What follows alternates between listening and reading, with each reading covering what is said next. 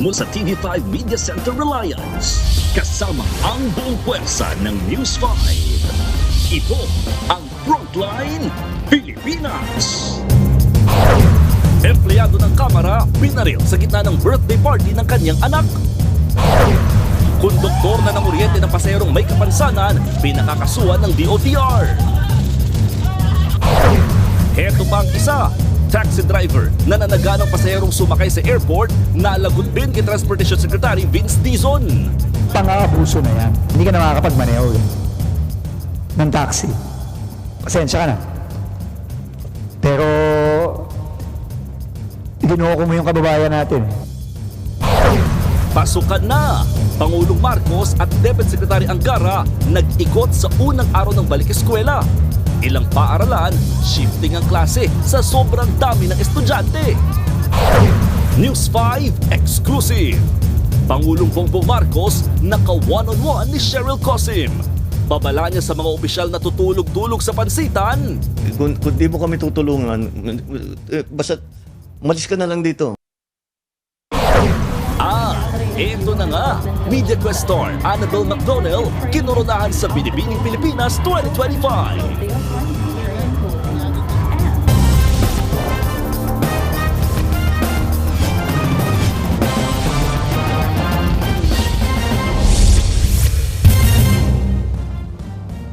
Sinuspindi na ang lisensya ng taxi driver na sobra-sobrang maningil ng pamasahe sa airport sa Parañaque. Ang matindi pa na diskubre rin ng otoridad na Colorum, ang kumpanyang may hawak sa naturang taxi unit. Nasa frontline ng balitang yan si Gerard de la Peña. Tanto papuntang Terminal 3, 1,260, ganon? Ano yan? Viral online ang sagutan na yan ng pasahero at taxi driver. Hindi gumamit ng metro ang driver at naniningil ng 1,260 pesos para sa biyaheng NAIA Terminal 2 papuntang Terminal 3. 12 minutes lang ang biyahe niyan. Kaya naman, umalma ang pasahero. Huwag naman, lugi tayo sa gasolina pabalik, ma'am. 1-1 na lang, sige 1-1. Kuya, grabe ang bakal ng ano mo. Kaya 1-1 na lang. Para na kami nagbiyahe ng probinsya. Kung alam lang natin, hindi na tayo nakita. Di na lang kami nag-ano, budol naman kayo. Hindi budol yan, pero ko nga sa... Ano? Sa kabila niyan, nagbayad pa rin ng higit 1,000 ang pasahero. Ang insidenteng ito, nakarating si LTFRB at DOTR. At between Terminal 1 at Terminal 2 at Terminal 3, sobra naman yung 1,000. 1,200. Kalukuha na yon. Yan na pang-aabuso na yan. Hindi ka na makakapagmaneho ng taxi. Pasensya ka na. Pero iginuho mo yung kababayan natin. Natukoy ang driver na si Felix Opina, habang ang taxi naman ay pag-aari ng Taxi Hub Transport. Sinuspinde ang lisensya ni Opina at balak pang tuluyan itong tanggalin. Na-impound na rin ang mismong taxi unit. Una nang nagsorry ang Taxi Hub Transport at sinabing magbibigay ng full refund sa pasahero. Saka personal din daw silang magsosorry. Yun nga lang, nabisto rin ng DOTR na pasuna ang provisional authority ng buong fleet ng Taxi Hub noon pang Abril. Ibig sabihin, Colorum ang 15 taxi nila. Padadalhan ng show cause order ang may-ari ng Taxi Hub at sampahan ng kaukulang kaso. Magsasagawa naman ng crackdown ng DOTR, LTO, LTFRB at pamunuan ng NAIA para masawata ang mga abusadong driver. Nagbabalita mula sa Frontline, Gerard de la Peña, News 5. Pinagkakasuhan na ng Department of Transportation ang konduktor ng bus kung saan na-videohan ang pananakit sa isang lalaking PWD. Ayon kay Transportation Secretary Vince Dizon, lumalabas na ang konduktor mismo ang may dalang taser at siyang nanguryente sa biktimang si Mark. Taliwas yan sa naunang pahayag ng konduktor na inawat at sinalag niya ang ilan sa mga nananakit. Nauna na rin sinuspindi ang driver at konduktor ng bus. Magkakaroon din ng pagdinig sa June 25 kung saan muling bibigyan ng pagkakataon ng driver at konduktor na ihayag ang kanilang panig. Hindi na natin kailangan yung biktima ang magkaso dyan. Ang gobyerno pwede na mismong mag-file, and I will direct now LTFRB to file a case through the prosecutor, through the DOJ, against the conductor. Back to school na, pero hindi nakapag face-to-face classes ang ilang estudyante sa San Francisco High School sa Quezon City. Nasunog kasi ang bahagi ng kanilang paaralan. Nasa frontline ng balitang yan, si Dave Abuel. Maingay, mainit, ganyan ang sitwasyon ng mga estudyante sa loob ng covered court sa San Francisco High School sa Quezon City kaninang umaga. Dito kasi sa covered court isinagawa ang orientation ng mga estudyanteng apektado ng sunog kahapon. Nagbibigay lang po kami ng mga last minute instructions po sa mga bata na nasunugan po ng kwarto. Ayon sa pamunuan ng paaralan, 8 section mula sa grade 9 at 10 ang nasunugan ng classrooms sa Dow Building. Pagkatapos ng orientation, pinauwi rin ang mga estudyante. Padadalan po ng mga activities po para the next day po, ready na po sila kasi nandun naman po yung kwarto po nila sa DepEdA. Tuloy naman ang face-to-face classes ng mga hindi apektadong section. Kahapon, nang matupok ang naturang bahagi ng paaralan, kinailangan ng 40 fire truck para maapula ang apoy.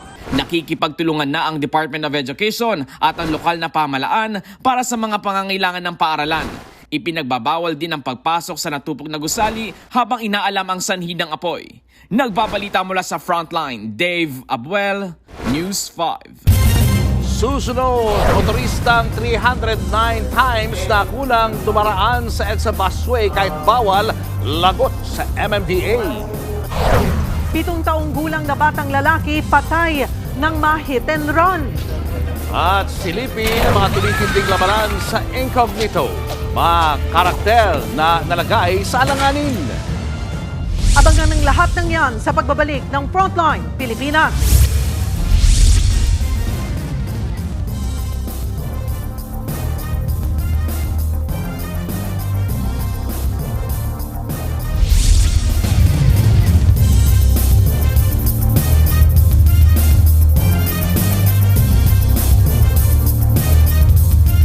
Mga kapatid, Julius Babaw po, nasa Middle East o saan mang dako ka ng mundo, manatiling may alam at may pakialam sa mga mainit na balita dito sa ating bansa. Simulan po natin ang bawat araw sa tuloy-tuloy na balitaan sa Frontline. Mag-follow at mag-subscribe sa social media pages ng News 5. Mahigit 300 beses na kuhanan ng video ang isang motoristang dumaraan ng EDSA busway. Kabilang siya sa mga nasa pool ng NCAP at makikita yan sa May Huli Ka website ng MMDA. Nasa frontline na balitang yan, si Gerard de la Peña. Nag-aalala ba kayo kung may nagawa pala kayong traffic violation? Para mas madaling malaman kung may huli ba kayo o wala, muling binuhay ng MMDA ang mayhulika.mmda.gov.ph. Kailangang ilagay ang plate o conduction number, pati na ang motor vehicle file number. Saka may kita kung nasa pool ka ba sa NCAP. Nakalagay rin sa website kung paano magbabayad ng multa at kung paano aapela. Simula nang ibalik ang NCAP, nasa 10,000 na ang nahuli. Kabilang dyan ang isang motoristang 309 times nakuha ng dumaraan sa EDSA busway. Yung 9 na beses dyan, nung panahong may NCAP na. Pinipili niyang pumasok every time sa EDSA busway na ang rason siya lang ang nakakaalam. Imagine niyo isang sasakyan, 309 times. Simula lamang po noong August last year. Tukoy na raw ng MMDA ang nasabing notorious violator na taga Rizal na ikipag-ugnayan na sila sa LTO para masuspinde lisensya nito. Bukod sa panguhuli ng mga lumalabag sa batas trapiko, malaking tulong din daw ang mga CCTV ng MMDA sa pagsawata ng mga krimen. Mismong si PNP Chief Police General Nicolas Torre III ang sumubok, kung saan nakaresponde ang pulis sa loob lang ng 5 minuto. Sa mga susunod na buwan, madadagdagan pa ng features ang May Huli Ka website ng MMDA, kabilang ang pagpapakita ng CCTV footage na basihan sa pagpataw ng violation. Tinatrabaho na rin ang pagkakaroon ng real-time text and email notification para mas mabilis malaman kung may paglabag. Nagbabalita mula sa Frontline, Gerard de la Peña, News 5. Patay ng ma-hit and run ng pickup truck ang isang batang lalaking 7 taong gulang sa Lingayon, Zamboanga del Norte. Ayon sa mga otoridad, naglalakad sa gilid ng kalsada ang biktima nang bigla siyang mabangga. Agad naman tumakas ang driver. Dinala sa ospital ang bata pero dead on arrival. Pinaghahanap na ang driver ng pickup. Sa oras sa Eastern Samar naman, patay ang 74 years old na lolo matapos bumangga sa puno ang minamaneho niyang motorsiklo. Galing piyesta ang matanda at pauwi na sana nang mawalan siya ng control hanggang sa nadisgrasya at nabagok. Dinala siya sa ospital pero namatay din. Showbiz, eto na nga! Mga kapatid, eto na nga ang mga umaarangkadang showbiz balita ngayong Lunes. Walang patid na kasiyahang hatid ng MQuest Ventures para sa ating mga kapatid sa Dubai at Hong Kong.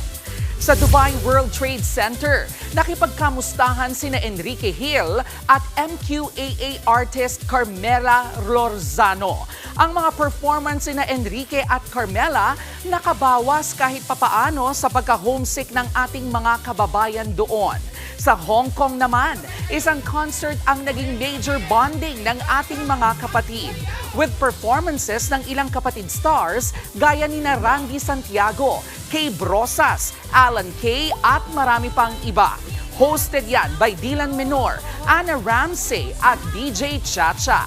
Katuwang ng MQuest Ventures ang tindahan ni Bossing, PLDT Global at Philippine Airlines sa selebrasyong yan. Bahagi pa rin ang mga ito ng pagdiriwang ng ating Independence Day. Susunod, magkapatid na sangkot sa malaswang online live show ng mga menor de edad nilang kaanak, Timbog. Magnanakaw na tumangay ng motorsiklo, nakabundol habang tumatakas kaya naaresto. At video na gawang artificial intelligence tungkol sa impeachment case ni VP Sara Duterte, shinare ni na Senator Bato de la Rosa at Vice Mayor Baste Duterte. May buwelta riyan ang palasyo. Yan at iba pa sa pagbabalik ng Frontline Pilipinas.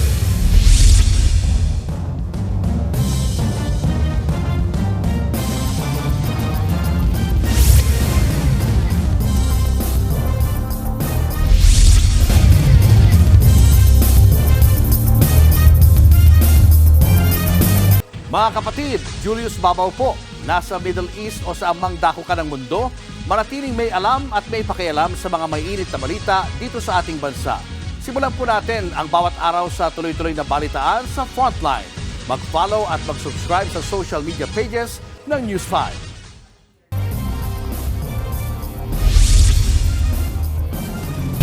Na-corner ang magkapatid na bugaw umano online ng mga kaanak nilang menor de edad sa Tarlac. Ang mga biktima, pinagla-live show. Ang masaklap, kabilang sa mga biktima, ang 3 buwang gulang na sanggol. Sa frontline ng balitang yan, si Marian Enriquez. Sinalakay ng NBI ang bahay na ito sa Concepcion, Tarlac.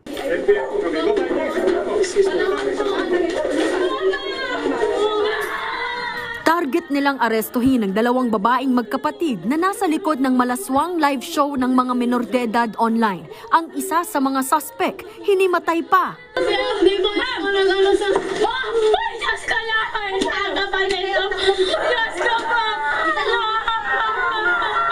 Parehas po namin kayo ina-aresto. May karapatan po kayo manahimik. 10 menor de edad ang sinagip sa bahay. 3 buwang gulang na sanggol ang pinakabata, habang 16 na taong gulang ang pinakamatanda. Kamag-anak sila lahat ng mga suspect. Yung mga ginagawa nila ay depende sa request ng kanilang customer, yung foreign customer. Pwedeng yung bata sa bata, magulang sa bata, or pati yung baby, kinukunan lang ng makita lang yung private part ng baby. Ayon sa National Bureau of Investigation, noong nakaraang taon pa raw nang magsimula ang pambubugaw online ng magkapatid na suspect. Kasama sa nakatransaksyon nila ang isang Swedish child sexual offender. Nauna na siyang naaresto ng NBI noong April 2. Napag-alamang nagbayad ng 200 pesos hanggang 4,000 pesos ang Swedish suspect para sa kada show ng mga bugaw. Hindi nagpaunlak ng panayamang 2 suspect na mangiyak-ngiyak pa. Nasa pangangalaga naman ng DSWD ang mga sinagip na bata. Nagbabalita mula sa Frontline, Marian Enriquez. News 5. Showbiz, eto na nga! Mga kapatid, eto na nga. Walang patid na aksyon ng mga eksena sa TV series na Incognito. At sa ngalan ng misyon, may mga buhay na malalagay sa alanganin. Ano nangyari? Tayin mo ako.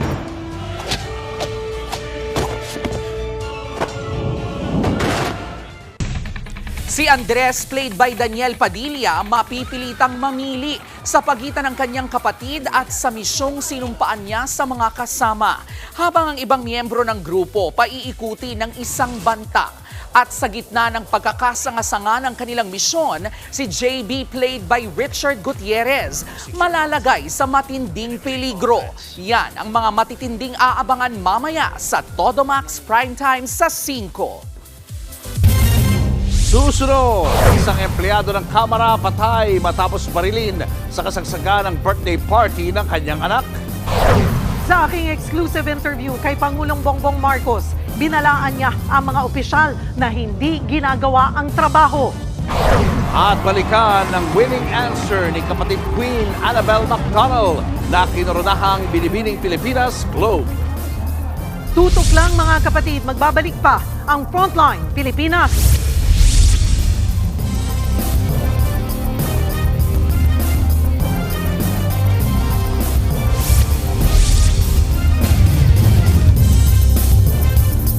Mga kapatid, Cheryl Cosim po. Nasa Estados Unidos, Canada o saan mang dako ka ng mundo, manatiling may alam at may pakialam sa mga mainit na balita dito sa ating bansa. Simulan natin ang bawat araw sa tuloy-tuloy na balitaan sa Frontline. Mag-follow at mag-subscribe sa social media pages ng News 5.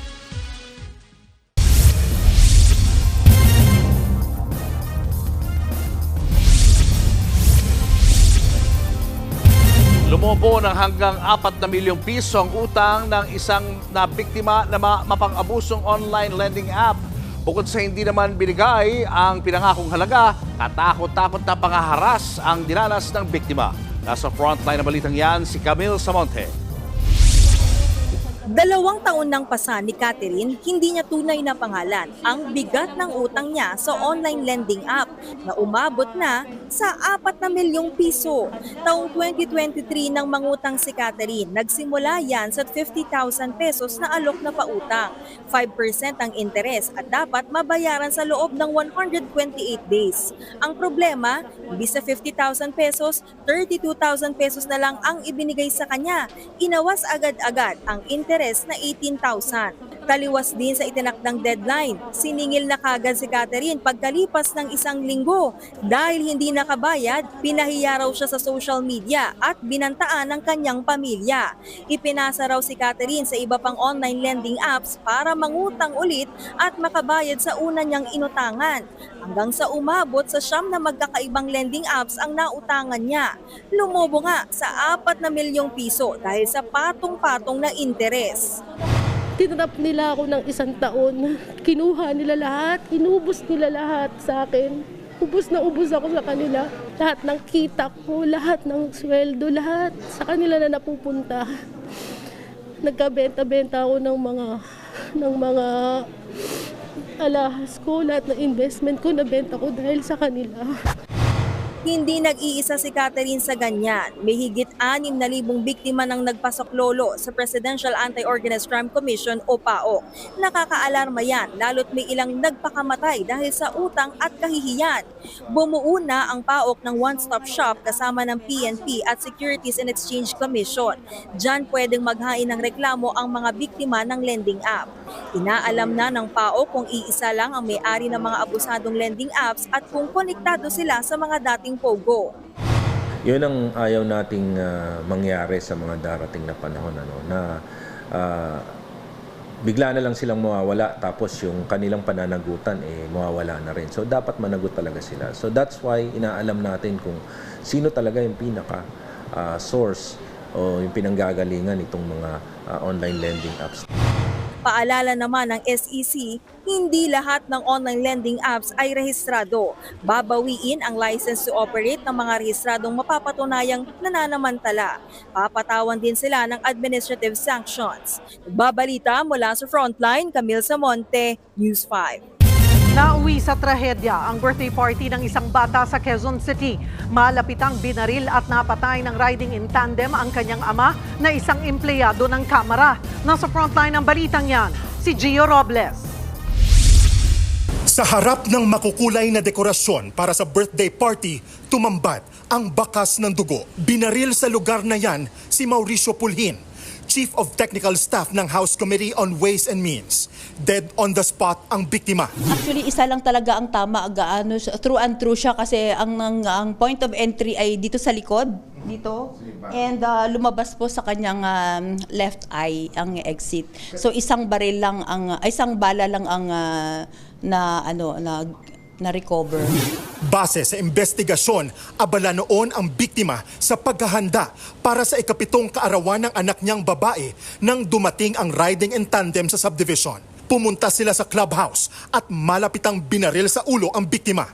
Pinaputukan pa ng mga sospek ang guardhouse sa isang gate ng subdivision para makatakas sa krimen. Ayon sa QCPD, nakapasok ang riding in tandem sa subdivision matapos gumamit ng peking ID. Bago itong insidente ng pamamaril, nandoon na sila at napag-alaman din na itong mga suspect na ito ay talagang pinlano nila ng mabuti ang gagawin nila. Ang bago nila isagawa ito ay talagang pinagplanuhan, hinaghandaan nila. Hindi pa malinaw kung may kinalaman sa trabaho o personal na hidwaan ang motibo sa krimen. Hawak na ng mga pulis ang mga kuha ng CCTV camera sa subdivision pero hindi pa nila ito ibinibigay sa media. May lead na raw ang mga pulis sa 2 persons of interest na tinutugis ngayon ng Special Investigation Group. Mariing kinundina ni House Speaker Martin Romualdez ang anyay karumal-dumal na krimen at nangakong pananagutin ang mga salarin. Nagbabalita mula sa Frontline, Gio Robles, News 5. Dinepensahan ni Senador Bato de la Rosa ang pag-share niya ng video tungkol sa impeachment case ni VP Sara na peke at gawang artificial intelligence o AI. Pati si VP Sara, wala naman daw nakikitang problema riyan. Nasa frontline ng balitang yan si Bril Montalvo. Pabor ka ba sa impeachment ni VP Sara? No. Bakit? Because it is obviously politically motivated. I mean, maraming may confidential funds sa gobyerno, iba nga billions pa. But why single out the VP? Viral ang video na ito sa social media kung saan tinatanong ang mga estudyante kung pabor ba sila sa impeachment case ni Vice President Sara Duterte. Libo-libo ang nag-share niyan. Kahit ang isang Facebook account ni Senator Ronald Bato de la Rosa, shinare ang video na may caption na mabuti pa raw ang mga bata nakakaintindi sa mga pangyayari. Pati ang sinasabing isang FB account ni Davao City Vice Mayor Baste Duterte, shinare din ang video. Pero mabilis ang mata ng netizens. Natukoy na fake at AI-generated ang video o gawa lang sa artificial intelligence. Kapansin-pansing iba ang lengguwaheng nakasulat sa mga establishmento. Pero ayon kay Senator De La Rosa na Senator Judge sa impeachment ng bise, AI man o hindi ang video, sang-ayon daw siya sa mensahe nito. Pati ang mismong bise, aprobado sa AI video. Wala naman problema siguro sa pag-share ng AI video in support of sa akin, basta hindi ginagawang negosyo. Pero para kay Palace Press Officer Undersecretary Claire Castro, nakakawala ng tiwala kung opisyal ng gobyerno ang nagbabahagi ng fake news. Paano na po yung ibang naniwala sa kanila, considering na binoto sila ng taong bayan? Sa kabilang banda, bumuelta naman si VP Sara sa kumpanyang PR firm na gumagamit ng AI para umano siraan siya. Sobrang napahiya na siya doon nung nilabas yon ng AI. I mean, nasaan na yung credibility mo as a service provider? Pero hindi na raw magsasampa ng kaso ang bise. Samantala sa usaping politika, wala pang desisyon kung aani ba siya sa PDP laban ngayong ang kapatid niyang si Davao City Vice Mayor Baste Duterte ang acting president nito. I'm single and ready to mingle in terms of politics kesa sa yung nakatali ka sa loob ng isang grupo. Nagbabalita mula sa Frontline, Bril Montalvo, News 5, Mindanao. Eksklusibo naming nakapanayam si Pangulong Bongbong Marcos. Babala niya sa mga opisyal na natutulog sa pansitan, umalis sa gobyerno. Narito ang report. Kung di mo kami tutulungan, basta malis ka na lang dito. Gawin mo yung gusto mong gawin. Trabaho lang, walang personalan. Yan ang mensahe ni Pangulong Bongbong Marcos sa mga opisyal ng kanyang pamahalaan. Sa aking eksklusibong one-on-one sa Pangulo para sa ikalawang episode ng kanyang podcast, tinanong ko si PBBM tungkol sa nangyaring balasahan sa gabinete na parang hindi naman daw binalasa. Una pong tinawag itong bold reset. Ano po? Pero marami yung nabitin. Now you've clarified that and you said na continuing performance review. Ano po ang objective nito, Mr. President? Ayoko talaga yung business as usual. Kasi ang dami natin problema. Naging problema yan kasi business as usual tayo ng katagal-tagal. Ngayon, mula ngayon, talagang we will be very, very, very conscientious of hitting our targets on time. Dagdag pa ng Pangulo, walang kaibig-kaibigan sa kanyang administrasyon. We have to be very, very strict. Look, kahit kaibigan kita, mahal kita at lahat, pero hindi mo nagagawa yung trabaho eh. Hindi naman ito tungkol sa pagkakaibigan ng pagmamahal natin sa isa't isa kung hindi para sa serbisyo para sa tao. Iginiit din ni Pangulong Marcos na on probation o hindi permanente ang mga opisyal na nakapwesto sa kanyang gabinete. Hindi mo pwede sabihin, naayos ko na, tapos iiwanan mo. Kailangan balik-balikan mo. That's why you are you're on probation. Yes. Because it's an ongoing assessment. Speaking of palitan, hindi naririnig, hindi na ilalabas, pero siguro sa mas mababang mga posisyon, marami na po ba kayong napalitan doon sa loob ng 3 taon? Marami na. Marami na. Hindi na lang namin ina-announce kasi just get ako trabaho to just if you're not helping, get out of the way. Gawin mo yung gusto mong gawin, pero pabayaan mo kami magtrabaho. That's my attitude all the time. So, whatever get out of the way means you're fired or may floating ka o ililipat ka sa ibang part of the government. Whatever it is, basta just get out of the way so that I can do my job. Pinansin ko rin ang ginawang pag-iikot kamakailan ng Pangulo. Puntahan ko po yung umikot kayo ng Siquijor, sumakay kayo ng MRT, alam nyo, punta pa kayo ng palengke, yung huli kong napanood din, alam nyo, aware kayo, kita nyo yung haba ng pila sa mga government hospitals, yung mga outpatient natin, and kumbaga nakita nyo yung realidad na pinagdadaan ng ating mga kababayan.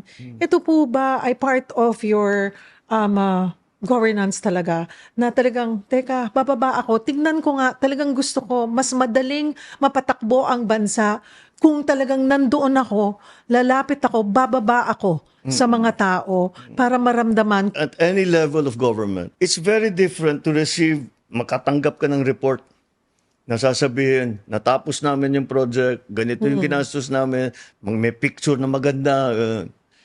Pero pag pinuntahan mo, iba talaga. Totoo pala yung report. Maganda yung report. Alam mo na, yung taong yun, hindi nagsisinungaling sa'yo. The other side is, binuhala ako nitong mga lokon to. Alam mo na, eto mga to, hindi reliable yan. Maghanap tayo ng iba. So it's still important to go and see things for yourself.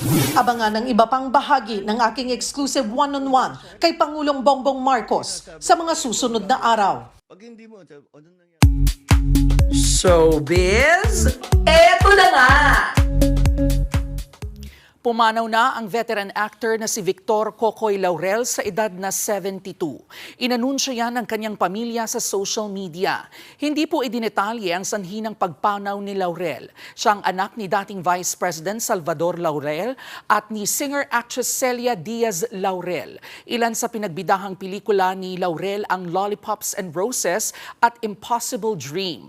Nakilala rin siyang ka-love team ng yumaong superstar na si Nora Honor.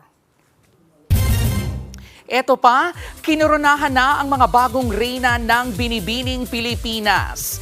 At isa nga po riyan ang kapatid queen na si Annabelle McDonald bilang Binibining Pilipinas Globe. Kinoronahan naman bilang Binibining Pilipinas International 2025 si Katrina Ann Johnson ng Davao. Parehong nagmarka ang grace and poise ng dalawang kandidata sa question and answer. Runners-up naman sina Dalia Catab ng Las Piñas at Kathleen Espenido ng Siargao.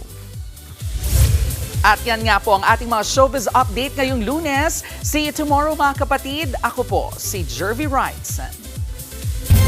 At yan ang mga balita at impormasyong dapat nyo malaman sa araw na ito. Mga balita para sa mga may alam at may pakialam. Kami ang inyong mga kasangga sa Frontline Pilipinas.